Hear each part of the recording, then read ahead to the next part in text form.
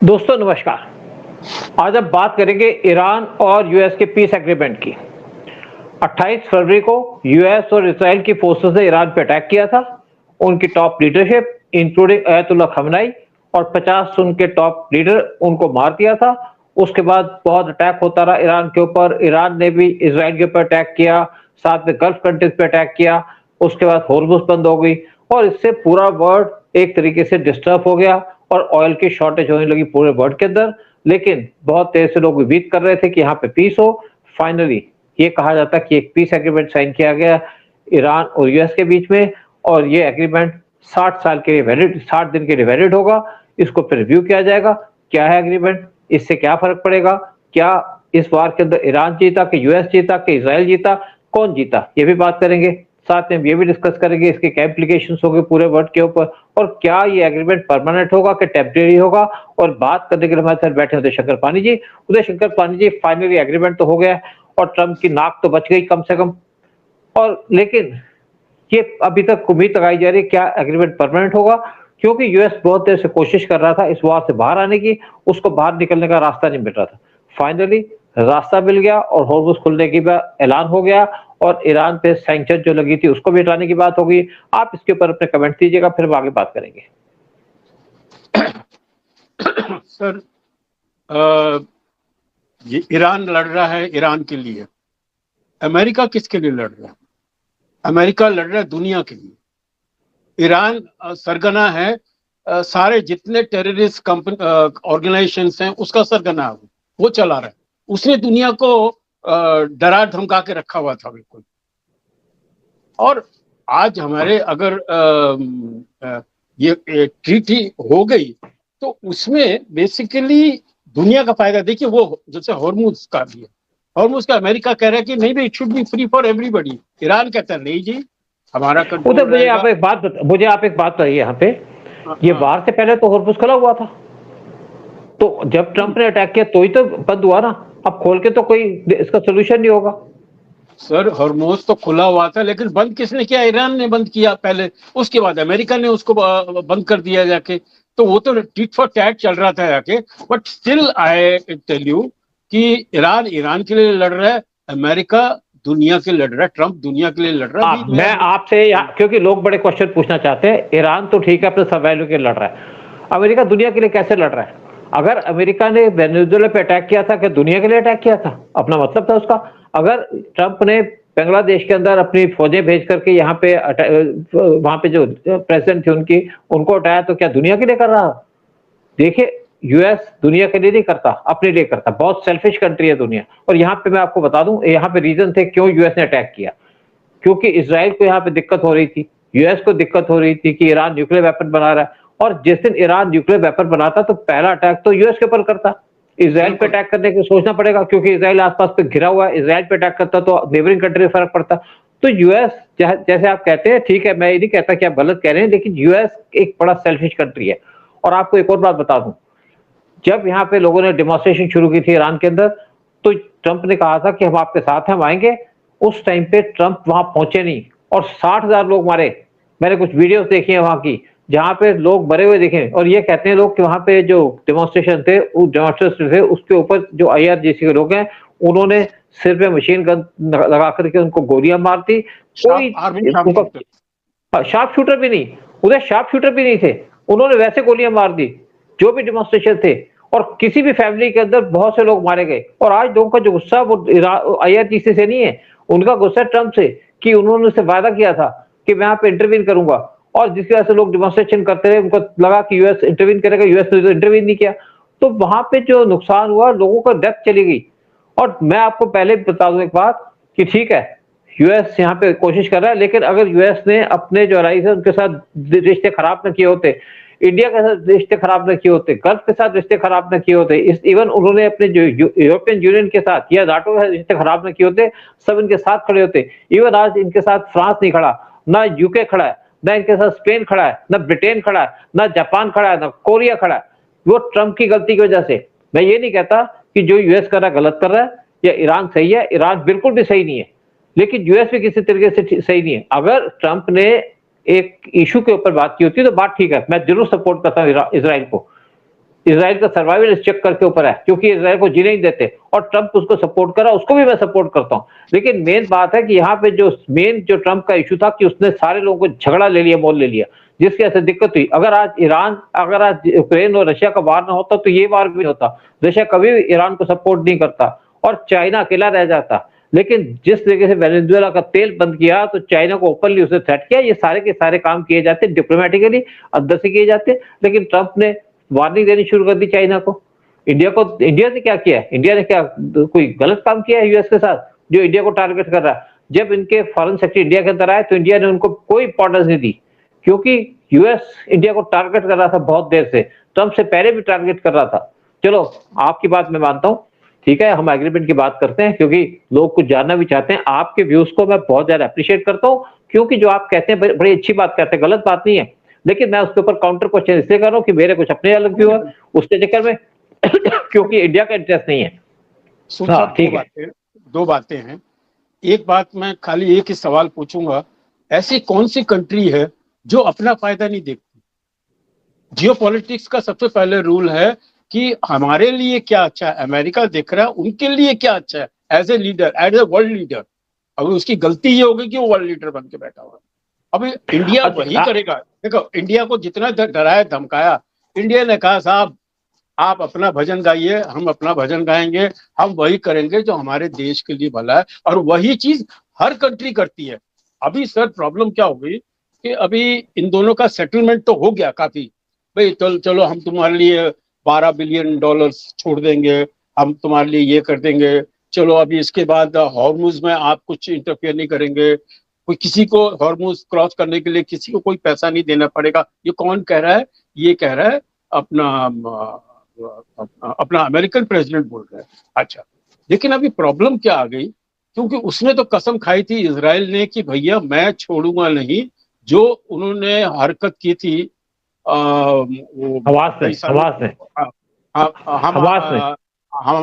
Hamas ने जो तो उन्होंने कसम खाई थी भाई हम आपको खत्म कर देंगे, तो वो तो रुक नहीं रहे। इजराइल कहता है सब हम तो रुकेंगे नहीं, हमने जो बोला है हम तो वो पहले करके इनको खत्म करके गायब करके इनके सारे इनकी जड़ें काट देंगे, हम जो करके इनको खत्म कर देंगे, उसके बाद हम रुकेंगे। तो अभी प्रॉब्लम यही है कि इजराइल को कैसा कंट्रोल किया जाए, और वो भी फिर अभी इसी के हाथ में है। देखिए, इजराइल को कंट्रोल करना ईरान का तो है, ईरान के बस में तो है नहीं, तो उसको करेगा तो हमारा फिर यही अपना अमेरिकन प्रेसिडेंट ही करेगा, उसको जाकर बात करेगा और उनको ठंडा करेगा किस तरह, तभी जाके पीस। उदय एक और बात देखो, बेसिकली क्या है, हर एक आदमी नेचुरली बात है, आम आदमी अलग तरीके से सोचता है, लेकिन मेरा थोड़ा सोचने का तरीका अलग है। देखिए इजराइल का सर्वाइवल कैसे है? इजराइल ने तो नेबरिंग कंट्रीज पे अटैक नहीं किया था। 67 में भी इजराइल पे इजिप्ट और बाकी कंट्री ने अटैक किया था, फिर 73 में भी उन्होंने इजराइल पे अटैक किया था। देखिए हॉर्मुस ने जो हमास ने जो इजराइल पे अटैक किया, कोई उसने प्रोवोकेशन तो नहीं की थी ना। उनके 1400 लोगों को मार दिया, सिविलियंस को मार दिया, एक औरत है उसके पेट में फाड़ के बच्चा निकाल दिया बाहर, रेप कर दिया, किस तरीके से उन्होंने लोगों को रखा। और इजराइल ने जो किया बिल्कुल ठीक किया। इजराइल ने हमास के 1 लाख से ज्यादा लोगों को अफेक्ट किया, बल्कि और को मार दिया। और बहुत लोग कहते हैं कि इजराइल ने ऐसा क्यों किया, उसके ऊपर ह्यूमन राइट्स की बात करते हैं। भाई उनसे पूछो पहले अटैक किसने किया? हमास ने किया। हमास की जो बर्बरता थी उसका क्या मुकाबला है कोई? और इजराइल बिल्कुल ठीक है जो काम कर रहा है। देखिए मेन बात क्या है, इजराइल क्यों अटैक करता है? लेबनान के जो आपके हिजबुल्लाह कहाँ बैठे हैं? लेबनान में बैठे हैं। वो बार बार गोलियां मारते हैं, बार बार उनके अटैक करते हैं उनके ऊपर। और हिजबुल्लाह, हमास और हुतीस ये टेररिस्ट ऑर्गेनाइजेशन है, इनको सपोर्ट ईरान करता है, ये भी बात बिल्कुल ठीक है। तो इजराइल इसलिए लेबनान के अंदर हिजबुल्लाह पे अटैक करता है, हमास पे अटैक करता है, क्योंकि उसके सर्वाइवल है। और दोबारा से वो काम करेंगे, बाज नहीं आएंगे ये, जैसे पाकिस्तान का भी बाज नहीं आएगा, उसी तरीके से ये लोग भी बाज नहीं आएंगे, ईरान भी बाज नहीं आएगा। लेकिन एक और हम जो मेन बात करते हैं कि एग्रीमेंट क्या हुआ, लोगों को ये भी जानना चाहिए एग्रीमेंट के। देखिए जो एग्रीमेंट है उसके अंदर ईरान ने एग्री कर लिया है कि वो हॉर्मुज को इमीडिएटली खोल देगा, यहाँ पे जितने भी कमर्शियल वेसल जाते हैं उनको जाने देगा। साथ में यूएस अपना जो नेवल ब्लॉकेड है ईरान इंपोर्ट्स का, उसको भी हटा देगा। और फाइनेंशियली क्या है, यूएस ने एग्री किया है कि ईरान के ऊपर कोई नई सैंक्शन नहीं लगाएगा। और फाइनल डील पहुंचने तक जो 60 दिन के बाद डील होने वाली है। फिर यूएस ने कहा जो सैंक्शन लगाई थी ईरान के ऊपर, उनके ऑयल के ऊपर, वो भी उनको हटा देगा। और ईरान अपना ऑयल रिसीव बेच सकेगा किसी भी कंट्री को। ये भी उन्होंने काम किया, इससे इंडिया को फायदा होगा। फिर साथ में कहा है कि जो उनके 25 बिलियन फ्रोजन असेट्स हैं उनको रिलीज कर देगा, और साथ में जो डायरेक्ट कैश ट्रांसफर्स आते हैं, जो कॉपरेशन है रीजनल कंट्रीज के साथ, और जो फाइनेंशियल क्रेडिट लाइन है उनको भी खोल देगा। इससे ईरान को फायदा होगा। लेकिन आपको मैं एक और बात बता दूं यहाँ पे, फिर अगला ही बात करेंगे इसके ऊपर। लेकिन अगर ईरान को $25 बिलियन मिलेंगे तो क्या लगता है कि ईरान के लोगों को भला करेगा? बिल्कुल नहीं। ईरान सारा का सारा पैसा डाइवर्ट करेगा आर्म्स एमुनिशन बनाने के लिए, मिसाइलें बनाने के लिए। वो दोबारा से कोशिश करेगा कि मैं इजराइल पे अटैक करूं या जो हमारी नेबरिंग कंट्रीज है उन पे अटैक करूं। तो ईरान तो बाज नहीं आएगा। मेरी किसी से बात हो रही थी, मैं आपको कह नहीं सकता किससे बात थी, तो हम जैसे कहते थे कि ईरान के अंदर 2 रियाल की एक रोटी मिला करती थी, उसके बाद उसकी कीमत होगी 20,000 रियाल, मतलब 1000 टाइम रोटी बढ़ गई। मतलब वहां लोगों के पास पैसा नहीं है रोटी कमाने का। फिर उसके बाद उसकी कीमत कहते हैं इस टाइम पे 2 लाख रियाल की हो चुकी है एक रोटी की। मतलब आप देखिए कितने 1 लाख टाइम्स महंगी हो चुकी है। और ये इसलिए कि ईरान के पास जितना पैसा आएगा, ईरान अपने लोगों को कोई बेनिफिट नहीं देगा, उसको कोई मतलब नहीं है। आजकल ईरान के अंदर जो लोग बैठे हैं उनको अमेरिका से डर नहीं है, अमेरिका से नफरत करते हैं, स्पेशली ट्रंप से। जब से ट्रंप ने कहा है कि आप सड़क पे आ जाए मैं आपको सपोर्ट करूंगा, और ट्रंप ने उनको धोखा दे दिया, इसकी वजह से 60,000 लोग मारे गए। दूसरा जो है, आप इसराइल की बात करें तो कोई भी ईरानियन आज इसराइल से नफरत नहीं करता, क्योंकि इसराइल ने उनके सिविलियन एरियाज पे कोई अटैक नहीं किया। इसलिए वो इसराइल को पसंद करते हैं और उम्मीद करते हैं कि इसराइल आएगा उनको बचाएगा। और आज वो नफरत करते हैं तो वो नफरत करते हैं IRGC से। IRGC किसी को भी सड़क पे गोली मार सकता है, किसी को भी मर्डर कर सकता है, कोई पूछने वाला नहीं है। लेकिन IRGC की अगर स्ट्रेंथ मानो तो 10% है। लेकिन जो 10% लोग हैं ये बहुत खतरनाक हैं। यानी कोई भी अगर आदमी सड़क में जा रहा है तो उसको गोली मार देंगे, कोई पूछने वाला नहीं है, ना अमेरिका ना आपकी यूरोपियन यूनियन की कंट्रीज। तो आज वहां के लोग नफरत सबसे ज्यादा करते हैं ट्रंप से, क्योंकि उन्होंने उनको धोखा दिया है, और बाद में वो नफरत करते हैं उनकी IRGC के साथ। लेकिन आज ईरान के लोग जो सबसे ज्यादा प्यार करते हैं या जिसको मानते हैं कि उनके लिए फायदेमंद है, वो है इसराइल। लेकिन इसराइल की लिमिटेशंस हैं। इसराइल अपनी सेना नहीं भेज सकता ईरान के अंदर, और अमेरिका को प्रॉब्लम यह है कि अगर अमेरिका ने अपनी सेना उतारी ईरान के अंदर तो यहाँ पे ईरान के अंदर उनके लोग मारे जाएंगे, जैसे वियतनाम के अंदर इनकी फोर्सेस मारी गई। तो यूएस भी अपनी फोर्सेस भेजने को तैयार नहीं है। लेकिन मेन बात क्या है कि जो भी एग्रीमेंट हो जाए उसको सफर कौन करेगा? सफर करेंगे ईरानियंस। ईरान की पॉपुलेशन सफर करेगी। $25 बिलियन दे दो, चाहे 50 बिलियन दे दो, चाहे $100 बिलियन दे दो, सारे के सारे पैसे खर्चेंगे वो अपने आर्म्स एमुनिशन इकट्ठा करने के लिए। दोबारा से वो मिसाइलें बनाएंगे, दोबारा से ड्रोन्स बनाएंगे, दोबारा से तैयारी करेंगे, और फिर यहाँ पे वार होगा। मैं आपको एक और बात की यहाँ पे गारंटी देता हूँ कि जो भी एग्रीमेंट हो जाए, कोई भी एग्रीमेंट फाइनल नहीं होगा, क्योंकि ना तो ईरान पा जाएगा। जब ईरान पा जाएगा तो इसराइल पे अटैक करेगा, क्योंकि इसराइल का सर्वाइवल इसी के ऊपर है, और अमेरिका को इंटरवीन करना पड़ेगा, क्योंकि आज नहीं तो कल ईरान फिर न्यूक्लियर वेपन बनाएगा। फिर हम एक और बात करते हैं एग्रीमेंट की। यहाँ पे एक और एग्रीमेंट किया गया न्यूक्लियर वेपन्स के बारे में। तेहरान ने एग्री कर लिया है कि ना तो न्यूक्लियर वेपन बनाएगा, ना यूरेनियम को प्रोसेस करेगा आगे से। तो इससे ये तो उम्मीद लगी है कि एग्रीमेंट होगा।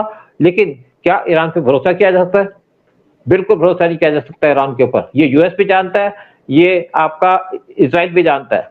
लेकिन दूसरी बात आती है कि अगर ट्रंप ने अपने दोस्तों के साथ या अपने एलाइज के साथ उनसे दुश्मनी ना ली होती, स्पेशली मैं बात कर रहा हूं जो इनके नाटो के एलाइज हैं, और अगर ट्रंप ने इंडिया को टारगेट न किया होता, मैं टैरिफ की बात भी नहीं कर रहा, मैं बात करता हूं पीएम मोदी को मारने की जो कोशिश की गई थी। आपको पता है 31 अगस्त 2025 में जब वो एससीओ की मीटिंग अटेंड करने गए थे यूएस के चाइना के अंदर, क्या जरूरत थी उनको पीएम मोदी पे अटैक करने की? फिर जिस तरीके से आप देखिए हमारे जो 2 इलेक्शन हुए थे लास्ट टाइम, जनरल इलेक्शंस, वहां पे यूएस की पूरी कोशिश थी कि मोदी को हरा दिया जाए। फिर बांग्लादेश के अंदर शेख हसीना को पावर से हटाया। शेख हसीना टारगेट नहीं थी, टारगेट थे पीएम मोदी, टारगेट था इंडिया। फिर जिस तरीके से म्यांमार के अंदर इनके लोग गए और वहां पे ड्रोन्स की ट्रेनिंग दे रहे थे रेबल्स को, ताकि इंडिया के नॉर्थ ईस्ट को डिस्टर्ब किया जाए। फिर जो रिसेंट डेवलपमेंट हुई है, इनके secretary of state Marco Rubio India के अंदर आए वेस्ट बंगाल के इलेक्शन के इमीडिएटली बाद, और उनको उम्मीद थी कि वहां पे आपकी जो ममता बनर्जी जीत जाएगी, और इसीलिए वो पहले कलकत्ता गए। लेकिन इंडिया ने उनको जिस तरीके से ट्रीट किया, मतलब कोई उनको रिसीव करने नहीं गया एयरपोर्ट पे, जब वापस गए तो भी कोई उनको छोड़ने नहीं गया, क्योंकि इंडिया को बहुत ज्यादा गुस्सा इस टाइम पे ट्रंप से। हम कभी भी यूएस के सामने इस तरीके से खड़े नहीं होते थे, लेकिन आज इसलिए खड़े हुए हैं क्योंकि यूएस ने इंडिया को टारगेट कर रहा है, देश को टारगेट कर रहा है, हमारे देश को कमजोर बनाने की कोशिश कर रहा है। आज से पहले यूएस की इतनी डायरेक्ट इंटरवेंशन नहीं थी, और इसके लिए मैं जो क्रेडिट देता हूँ ट्रंप को देता हूँ कि जिस तरीके से उन्होंने एक्सपोज किया है कि आज यूएस सबसे बड़ा दुश्मन है इंडिया का।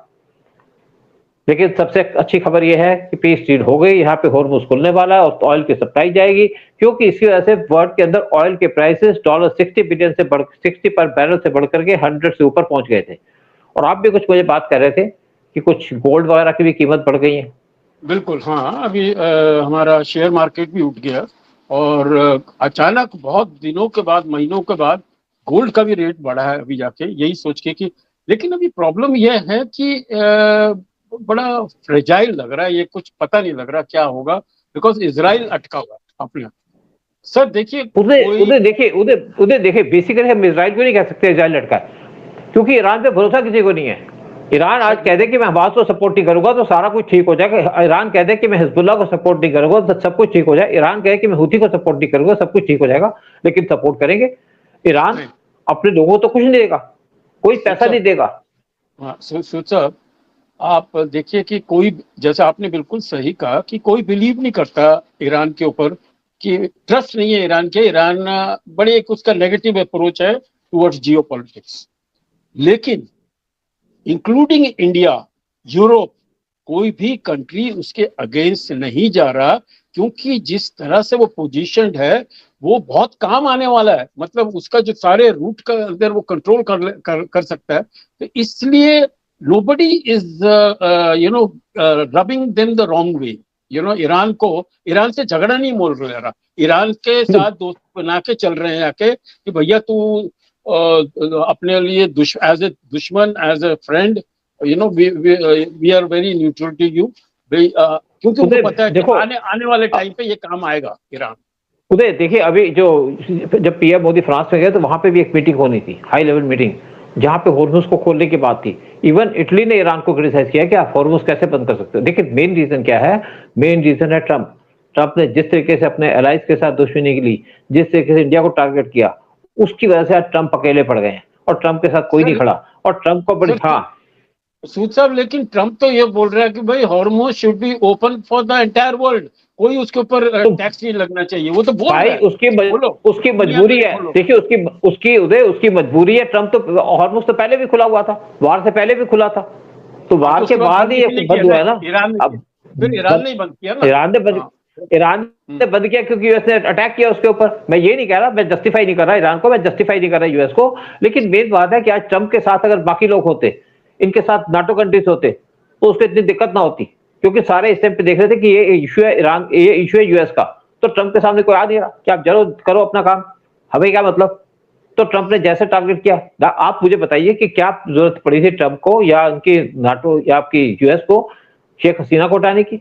उससे इंडिया को फर्क पड़ा ना, इंडिया के अंदर मिलिटेंसी स्टार्ट हो गई ना। आप देखिए बहुत जल्दी यहाँ पे मिलिटेंसी, इवन आप देखिए बांग्लादेश के अंदर क्या कर रहा है यूएस की फोर्सेस, यहाँ पे उनको ड्रोन की ट्रेनिंग दे रही है। किसके लिए? इंडिया को टारगेट करने के लिए। क्या जरूरत थी इनको? जब आप देखिए जो आपके मणिपुर के अंदर जितनी वायलेंस होती है, जो कुकीज हैं उनको कौन सपोर्ट करता है? एक तरफ चाइना उनको आर्म्स देता है, पैसे कौन देता है? पैसे तो अमेरिका देता है ना। फिर जो एक अमेरिकन और 8 यूक्रेन पकड़े गए जो यहाँ से गए थे म्यांमार के अंदर, फिर वापस आए तो उनको पकड़ लिया। क्या करने गए थे? ड्रोन्स की ट्रेनिंग देने गए थे। देखिए हमारे बहुत जरूरी है कि हमारा जो नेबरहुड हो वहां पे पीस हो, और अगर हमारे कंट्री के आसपास डिस्टर्बेंस है, एक तरफ ये बांग्लादेश को सपोर्ट कर रहे हैं, दूसरी तरफ नेपाल के अंदर अपनी बेस बनाने की कोशिश कर रहे हैं, तीसरी तरफ पाकिस्तान को सपोर्ट कर रहे हैं।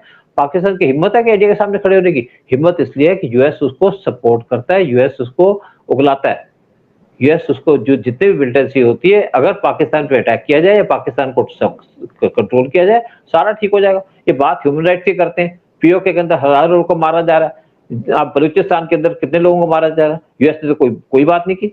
इवन आपके नाटो कंट्रीज कोई बात नहीं करते, और आप पाकिस्तान के अंदर वायलेंस चल रही है, पाकिस्तान इंडिया के अंदर टेररिस्ट अटैक करता है, उसको यूएस सपोर्ट करता है डायरेक्टली इनडायरेक्टली। तो सोचा मुझे लगता है कि बहुत बारी ऐसा लगता है कि deep state is a very powerful lobby in America, जिसका ऊपर इसका कंट्रोल नहीं है ट्रंप का, क्योंकि वहां वो जानता है कि सोरोस इज अ लेफ्टिस्ट, और सोरोस ये सारा पैसा वैसा लगा के और सीआईए की मदद के साथ ये deep state is a very powerful section of America, जहां पर मुझे लगता है अमेरिकन प्रेसिडेंट का भी कंट्रोल नहीं है। ओके, सो प्रॉब्लम वो आपकी बात मैं काफी हद तक आपकी बात मानता हूँ, लेकिन सोरोस लेफ्टिस्ट है, लेकिन चाइना को भी टारगेट करता है। सोरोस लेफ्टिस्ट है, लेकिन रशिया को भी टारगेट करता है, इंडिया को टारगेट करता है, पाकिस्तान को क्यों नहीं करता? मेन बात, हमें हमें सोरोस से कोई नहीं लेना, डीप स्टेट से कोई मतलब नहीं है, हमें मतलब है यूएस के प्रेसिडेंट से, यूएस की कंट्री से। यूएस की कंट्री के अंदर यूएस अगर ट्रंप प्रेसिडेंट है तो उनको अपनी कंट्री में जो पावर्स है उनको कंट्रोल करना चाहिए। अगर उनके प्रेशर में आकर के इंडिया को टारगेट कर रहे हैं, गलती किसकी है? गलती तो ट्रंप की है।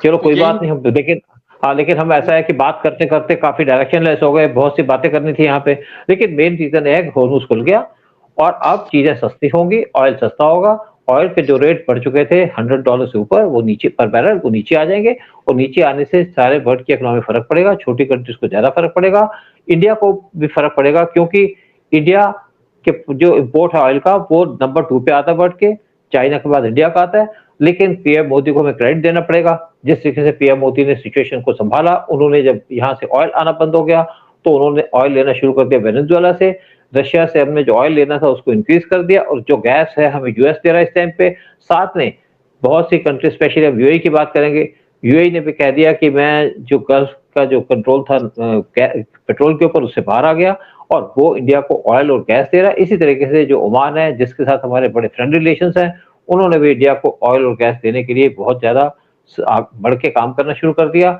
और इसके लिए जो पूरा क्रेडिट जाता है वो जाता है पीएम मोदी को, और जिस तरीके से पीएम मोदी ने सिचुएशन को संभाला है उसके ऊपर भी उनको क्रेडिट दिया जाता है।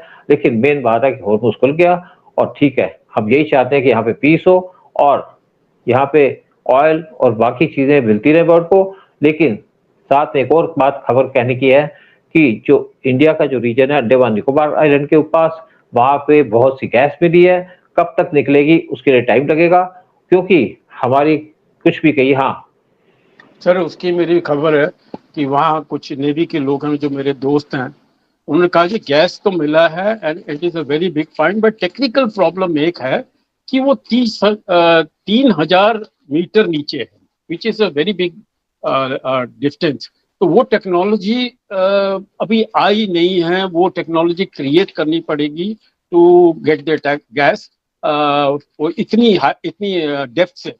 तो anyway, let us hope for the best. Sir, परसों अभी ट्रंप और मोदी की मीटिंग होने वाली है, मोदी जी की, and let us hope they discuss all these points and think of some solution which is very good for the entire world.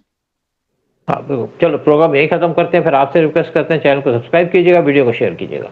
जय हिंद, जय भारत। जय हिंद, जय भारत, वंदे मातरम।